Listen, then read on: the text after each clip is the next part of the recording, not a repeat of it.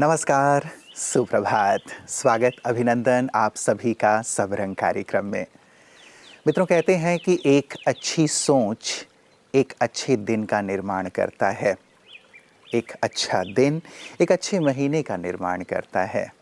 एक अच्छा महीना अच्छे साल का निर्माण करता है और एक अच्छा साल पूरे सुंदर जीवन का निर्माण करता है। तो वास्तव में शुरुआत हमारी एक अच्छी सोच से ही होती है, जिसकी शुरुआत हम सुबह उठते ही करते हैं।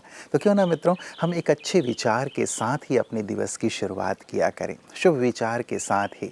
माना जीवन में तमाम समस्याएं हैं, बातें हैं, तकलीफ़ें हैं, लेकिन फिर भी यदि अच्छी सोच, अच्छे नज़रिए से हम जीवन की, दिन की शुरुआत करें तो सचमुच काफ़ी बदलाव आता है, परिवर्तन आता है। इसे आप स्वयं अपने जीवन में अनुभव करके देख सकते हैं। और यही कारण है कि प्रतिदिन हम भी बहुत ही सुंदर सुंदर विचार आपके लिए लेकर के आते हैं, क्योंकि विचार ही तो जीवन का निर्माण करते हैं।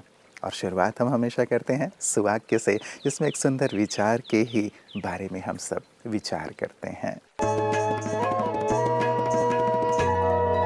संघर्ष, उदासी और किसी भी प्रकार की प्रतिकूल जो परिस्थितियां जीवन में आती हैं, वो परिस्थितियां हमारे जीवन में हमें आगे निखारने का बहुत बड़ा एक मौका देती हैं। इसीलिए आज से हमारे जीवन में जीने का अंदाज यही होना चाहिए कि हम खुशी बांटते जाएं। जितना हम खुशी बांटेंगे उतनी खुशी बढ़ती जाएगी और हमारी उदासी और निराशा कम होती चली जाएगी। ओम शांति। मित्रों, हमारे जीवन की अधिकांश समस्याओं का कारण हमारे बोल हैं, और सोच के बाद ही बोल का निर्माण होता है। पहले हम सोचते हैं, उसके बाद बोलते हैं। यदि सुबह सुबह हमने अच्छे विचारों से अपनी दिनचर्या की शुरुआत की तो निश्चित रूप से बोल भी हमारे सुंदर ही होंगे। आप जानते हैं, इतिहास इस बात का गवाह है कि पूरे महाभारत के जड़ में बोल ही थे। द्रौपदी जी ने कुछ बोला, वो बात चुभ गई दुर्योधन को, और इतने बड़े महाभारत का निर्माण हो गया। आप परिवार में भी यदि देखेंगे, व्यापार में देखेंगे, संबंधों में देखेंगे, तो ज़्यादातर बोल ही हमारे संबंधों को बिगाड़ने वाले या बोल ही समस्याओं को जन्म देने वाले हो जाते हैं। इसीलिए हम अपनी सोच के साथ साथ अपने बोल को भी बहुत सुंदर बनाएं, मधुर बनाएं, श्रेष्ठ बनाएं, और ऐसा बनाएं जिससे वातावरण सुखद हो, खुशबू से भर जाए, आनंद से भर जाए। तो मित्रों, हम अपने बोल पर भी विशेष ध्यान दें ताकि जीवन खूबसूरत हो। ओम शांति। जूस की जो सीरीज चल रही है उसमें आज एक और जूस मैं आपके साथ शेयर कर रही हूँ, जूस की रेसिपी शेयर कर रही हूँ। और काफी लोग एक छोटी कंप्लेन लेके आते हैं कि हम बहुत ट्रैवल करते हैं, ट्रैवल कर रहे, चाहे वो बस से, ट्रेन से, फ्लाइट से, तो हमारा जॉब डिमांडिंग इतना है कि हमें ट्रैवल बहुत करना होता है और इस ट्रैवलिंग में बहुत नॉजियाटिक फीलिंग आती है, यानी कि ऐसे लगता है कि वॉमिट हो जाएगा। तो अगर आपको भी ऐसी समस्या है, काफ़ी ट्रैवलिंग होता है और आपको नॉजियाटिक फीलिंग आती है या फिर आपको वॉमिटिंग होती है, तो उसके लिए एक जूस की रेसिपी मैं आपके साथ शेयर करती हूँ। और इस जूस को आप छोटी सी एक बॉटल में भर के आप अपने ट्रैवलिंग टाइम पे ले जा सकते हैं। बहुत सिंपल है, बस हमें करना इतना है कि अदरक का छिलका निकाल के अच्छी तरह से कूट के आप उसको पानी में भिगा के रख दें 1.5 से 2 घंटे के लिए। फिर अच्छे से अपने हाथों से मसल के उसे छलनी से छान ले और इस पानी में 1 या 2 नींबू आप निचोड़ लें और इसको एक छोटे बॉटल में आप भर लें। तो जब भी आप ट्रैवल करते हैं उस टाइम ये कैरी करें। तो हमें ज्यादा नहीं लेना है, 1 से 2 चम्मच बीच बीच में पीते रहना है। तो ऐसा आप करेंगे तो ये जो ट्रैवलिंग सिकनेस है, ये जो नॉजियाटिक फीलिंग आपको आती है, इससे काफी आपको आराम मिलेगा। या फिर अगर आपको बहुत ज्यादा एसिडिटी हो गई है और आपको लगता है कि खाना बिल्कुल ऊपर तक, गले तक आ रहा है और अभी आपको वॉमिट हो जाएगा, तो अगर ऐसा केस है हाइपर एसिडिटी का, तो यही जूस जो है हर सुबह खाली पेट उठकर आप इसे सबसे पहले पिए और 1 घंटे तक पेट को खाली रखें। बहुत लोगों का ये भी सवाल आता है कि नींबू है, नींबू एसिडिक है तो हमारी एसिडिटी बढ़ाएगा। तो बस एक बात आपके साथ शेयर करना चाहूंगी कि लेमन एसिडिक बाय नेचर है, लेकिन जब हमारे डाइजेस्टिव जूसेस से ये लेमन जूस मिल जाता है और हमारे पेट में जब जाता है और डाइजेशन की प्रोसेस शुरू होती है, तो यही लेमन बहुत ज्यादा अल्कलाइन हो जाता है। तो इसीलिए आप निश्चिंत होकर के ये लेमन जूस और अदरक जूस का कॉम्बिनेशन आप ले सकते हैं। तो इस इजी जूस को ट्राई कीजिए, इस रेमेडी को, और जरूर अपना फीडबैक दीजिए। Thank you. ओम शांति। मित्रों, लोगों के साथ वैसा व्यवहार ना करें जैसा वो आपके साथ करते हैं, बल्कि आप उनसे वैसा व्यवहार करें जैसे परमात्मा आपके साथ करते हैं। जब कभी भी आप भगवान की प्रतिमा के सामने जाते हैं, मंदिर में जाते हैं, उनकी मूर्ति के सामने खड़े होते हैं, वो आपसे कैसा व्यवहार करते हैं, उनसे आपको कैसे वाइब्रेशन मिलते हैं।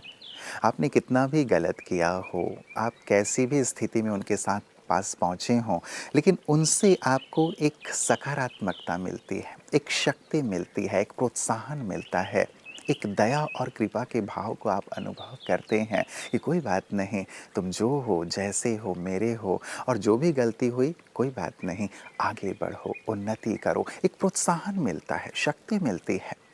तो जैसे भगवान हमसे व्यवहार कर रहे हैं, हम भी औरों के साथ करें। और ये सुंदर अनुभूति हमारे जीवन में तब आती है मित्रों, जब हम योग की ओर बढ़ते हैं। जब हम योग करते हैं, मेडिटेशन करते हैं, तो परमात्मा के उस व्यवहार को, उस सानिध्य को, सामीप्य को अनुभव करते हैं, और उनकी जो गुण विशेषताएं हैं हम स्वयं में अनुभव करने लगते हैं, और फलतः हमारा व्यवहार भी सुंदर और श्रेष्ठ हो जाता है। और यही कारण है कि योग एक जीवन दर्शन में हम योग की गहराई में आपको लिए चल रहे हैं, ताकि परमात्मा के सामीप्य को हम और भी गहराई से अनुभव कर सकें। बहुत ही सहज शब्दों में कहा जाए तो योग, राजयोग का अर्थ है परमात्मा को पहचान सहित बहुत प्रेम से, स्नेहपूर्वक उनको याद करना, उनकी स्मृति में टिकना। लेकिन इस राजयोग के अभ्यास के लिए ये भी जानना बहुत ज़रूरी है कि मैं कौन हूँ जिसे अपने मन और बुद्धि को परमात्मा में लगाना है। परमात्मा कौन है और वो कहाँ है? अगर इन प्रश्नों का उत्तर चाहें तो बहुत सहज शब्दों में यही कहा जाएगा, मैं इस शरीर से न्यारी एक आत्मा हूँ। मैं ज्योति स्वरूप हूँ, बिंदु रूप हूँ, और इस शरीर में, मस्तिष्क में, भ्रिकुटी के मध्य मेरा निवास स्थान है। परमात्मा कौन है? परमात्मा आत्मा का पिता है। वो सर्व आत्माओं का पिता है। केवल पिता ही नहीं, वो माता भी है, बंधु भी है, सखा भी है, स्वामी भी है, शिक्षक भी है, सद्गुरु भी है। परमात्मा से आत्माओं के सर्व संबंध हैं। और परमात्मा कहाँ है? परमात्मा का धाम ऊंचे से ऊंचा है। उनका धाम कहलाता है ब्रह्मलोक या निर्वाण धाम, शांति धाम। इस साकारी जगत से दूर, सूक्ष्म लोक से भी दूर एक प्रकाश का लोक है, जहाँ पर अनंत सुनहरी लाल प्रकाश ही प्रकाश है। अपनी बुद्धि की आँख से उसे देखिए, उस प्यार के सागर में खो जाइए, समा जाइए, और उस श्रेष्ठतम दिव्य रस का अनुभव कीजिए। यही है राजयोग। मित्रों, स्थूल धन हमें कुछ पल के लिए सुख दे सकता है, सुविधाएं दे सकता है, लेकिन जो ज्ञान धन है, परमात्मा ज्ञान धन, वो हमारे पूरे जीवन को सुख से, आनंद से, सुकून से भर देता है। और न केवल इस जन्म को, बल्कि जन्म जन्मांतर को वो श्रेष्ठ बना देता है। शांति से, सफलता से परिपूर्ण कर देता है। और यही कारण है कि गीता ज्ञान में जो सुंदर ज्ञान के रहस्य हैं, जो सुंदर जीवन के रहस्य हैं, उन्हें हम प्रतिदिन आपके पास पहुंचाते हैं ताकि जीवन में आप संपूर्ण सफलता भी प्राप्त करें और इन ज्ञान धन से आपका जन्म जन्मांतर सुहेला हो जाए। आइए देखते हैं इस सुंदर सा हमारा सेगमेंट जिसमें हम गीता ज्ञान के माध्यम से सफलता की बात करते हैं। ओम शांति। श्रीमद् भगवद गीता मनुष्यात्मा को श्रेष्ठ कर्म करने की प्रेरणा देती है।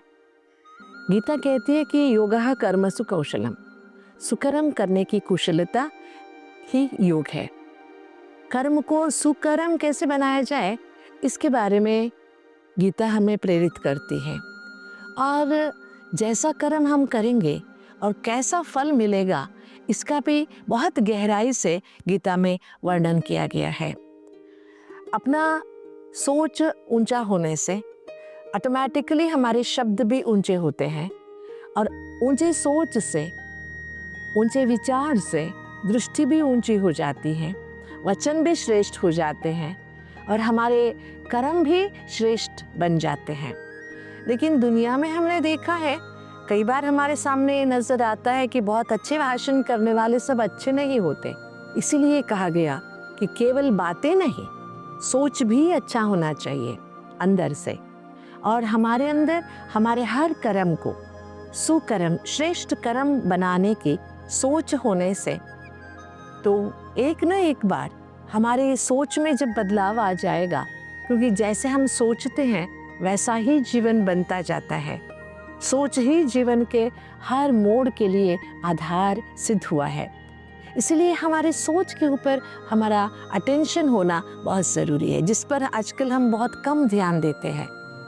हम सोचते हैं हमारा सोच किसको दिखाई देगा, वो तो आता जाता है। नहीं जी, जो सोचते हैं ना, उसी का प्रभाव हमारे दृष्टि पर, हमारी बातों पर, हमारे कर्म पर पड़ता है। इसलिए अगर कर्म को सुधारना है, कर्म को सुकर्म बनाना है, तो पहले हमें अपने सोच को, अपने विचारों को, अपने भावों को बदलना होगा।